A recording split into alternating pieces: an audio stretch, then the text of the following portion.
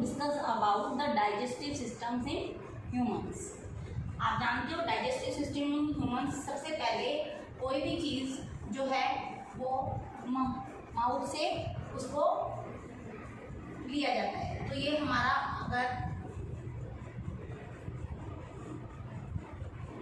Mouth का opening है, this is the opening of our mouth. इसके बाद एक स्मॉल गट है, इसे फूड पाइप भी बोलते हैं या फिर इसको हम ईसोफेगस भी कहते हैं। फूड पार्टिकल आप माउथ से लेते हैं, ये माउथ की ओपनिंग है, ये नेजल ओपनिंग है, जिससे हम सांस्कृतिक एक पॉइंट पर यहाँ पर ये ओपनिंग जो है कहीं पर बीच में एक लिंक डक है, बीच में यहाँ पे एपिग्लोटिस जरूर लगा रहता है।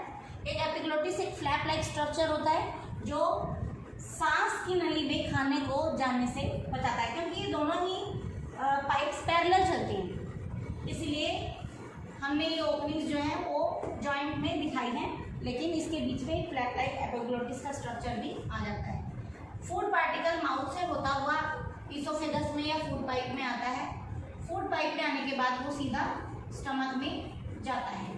स्टमक में जाने के बाद स्टमक से एक यू ट्यूब बन जाती है।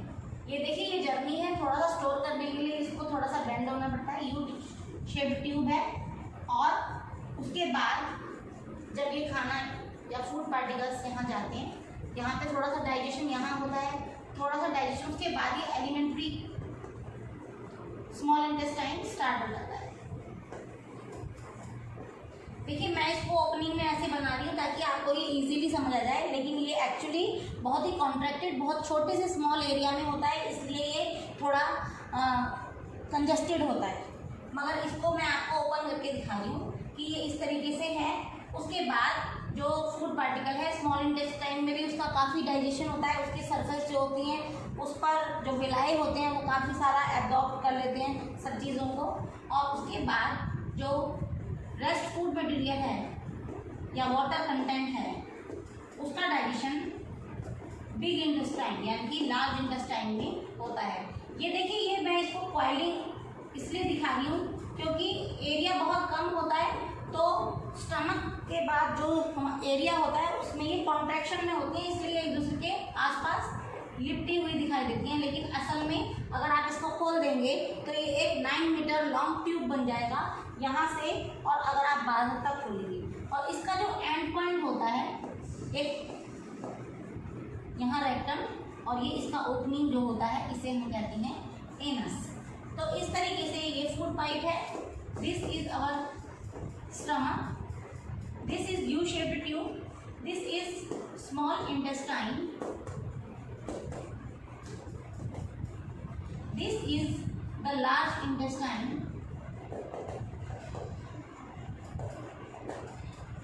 this is the rectum, जहाँ पर अनडाइजेस्टेड फूड जो होता है और वेस्ट फूड जो होता है वो थोड़ी देर के लिए स्टोर होता है, and this is the opening जहाँ से वो वेस्ट फूड प्रोडक्ट जो होता है वो सेमी सॉलिड फॉर्म में एनस के थ्रू बाहर निकल जाता है।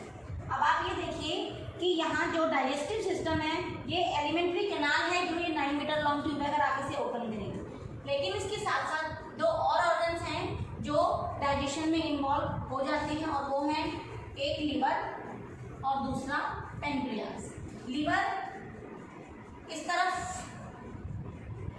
लीवर के अंदर एक और लीवर जो है इसका एक ग्लैंड है, ये हमारे बॉडी की लार्जेस्ट ग्लैंड है, ये हमारे बॉडी की लार्जेस्ट ग्लैंड है। लीवर के अंदर बाइल जूस सिक्रीट होता है जो कि सिक्रीशन लीवर करता है, और बाइल जूस को उसके अंदर एक ऑर्गन होता है, उसके अंदर एक स्टोरेज ऑर्गन है गॉल ब्लैडर।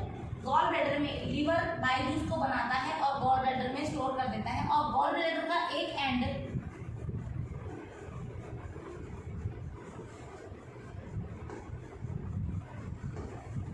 गॉल ब्लैडर का एक एंड जो है वो स्मॉल इंटेस्टाइन से जुड़ा हुआ होता है। जब भी कोई फैट फूड पार्टिकल जो लिपिड पार्टिकल या फैट पार्टिकल आता है तो उसको इमल्सिफाई करने के लिए गॉल ब्लैडर से ये बाइल जूस रिलीज होता है और इंटेस्टाइन में ही जाके मिल जाता है। तो इस सिक्रीशन से फिर फैट पार्टिकल्स जो होते हैं वो आगे ब्रेक डाउन हो जाते हैं। और एक और ऑर्गन है जिसका नाम है पैंक्रियाज। इस पैंक्रियाज का भी एक ओपनिंग स्मॉल इंटेस्टाइन में ही ओपन होता है। स्मॉल इंटेस्टाइन के अंदर ये अपना सिक्रीशन है, इसके अंदर जो सिक्रीशन होता है उसे हम इंसुलिन कहते हैं। ये इंसुलिन को सिक्रीट करता है और गॉल ब्लैडर से बाइल जूस आ जाता है, जबकि बाइल जूस का सिक्रीशन लीवर करता है। इसलिए आपको कंफ्यूज नहीं होना चाहिए। Liver is the largest gland. This gland secrete bile juice. Bile juice is stored in the gall bladder. This is the gall bladder. Gallbladder pour its secretion in the small intestine and pancreas pour its secretion in small intestine. Both the two glands pour its secretion in the small intestine and small intestine के अपने खुद के intestinal enzymes भी होते हैं। इस तरीके से फूड पार्टिकल जो है वो आगे जाता जाता धीरे धीरे उसका ब्रेकडाउन हो जाता है और वो रीअब्जॉर्ब हो जाता है बॉडी में। और जो अनडाइजेस्टेड और वेस्ट प्रोडक्ट्स होते हैं वो एनस के थ्रू बाद में बाहर निकल जाते हैं। और जो लिक्विड फूड मटेरियल होता है या लिक्विड होता है जिसमें टॉक्सिन्स जो होते हैं वो बाद में यूरिन के थ्रू एक्सक्रीटरी सिस्टम से पास आउट हो जाते हैं। आई होप आपको ये समझ में आया होगा।